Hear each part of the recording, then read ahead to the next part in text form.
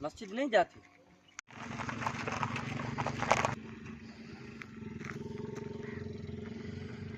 तो जी हम पहुंच चुके हैं मस्जिद बूढ़े सर। असर की नमाज का टाइम है, इंशाल्लाह यहाँ पे नमाज पढ़ेंगे।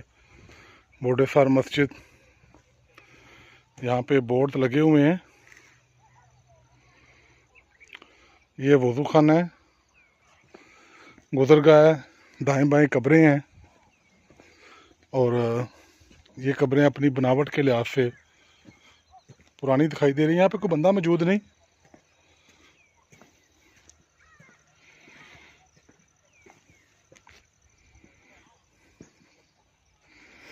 ये जी बूढ़े सर मस्जिद।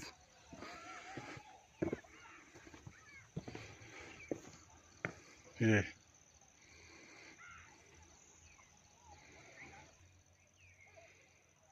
पुरानी मस्जिद है।